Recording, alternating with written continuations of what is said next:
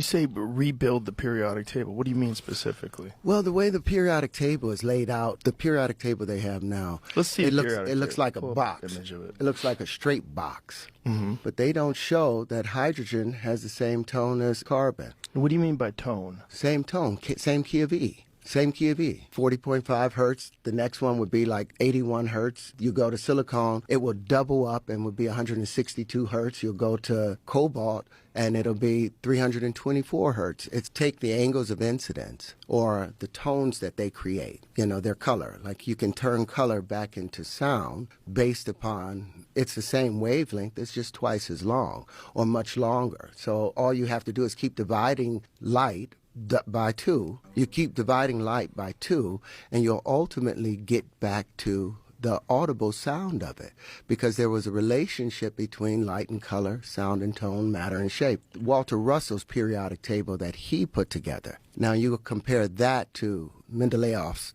periodic table, and you'll see something completely different. It's unwinding. Whoa. And you see there's a relationship that hydrogen... So you had figured this out at a young age? I had already seen this. This was all inside of that palace. I had access to it, and I knew the relationship. So you saw this in dreams? I saw it as a circle. Everything was a full circle laid out, and each area was just expanding, like wrapping a rag around your hand. The first wrap, it's so tight. This is how I saw it more so, but as a vortex. You'll see there's a relationship between hydrogen, carbon, silicon, cobalt, rhodium. They're all bonded. They're all sit as the middle point between two noble gases. So those things don't really exist. It's only one substance. Now the problem is the first thing that we're able to perceive is hydrogen.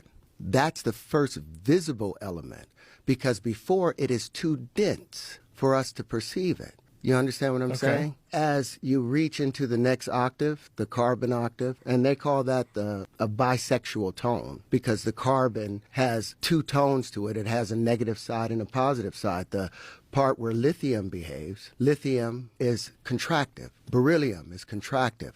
Boron is contractive, but the moment you get to carbon, you balance it out. Gets to a perfect balance of plus and minus 4. So it's a double tone. Nitrogen is -3, oxygen is -2, fluorine is -1. Now the balance of this, all of those are mates. Fluorine and lithium naturally mate. If you have lithium bonded with any other element, the moment that fluorine is introduced, it will break all bonds violently so it can bond with fluorine. Same thing with beryllium and oxygen. That's why it said, and what they've tried to keep from us, if you want to break water into its component parts of hydrogen and oxygen, all you have to do is introduce beryllium or the sound of beryllium, and oxygen will violently break away from any other thing, even hydrogen, to bond with that beryllium.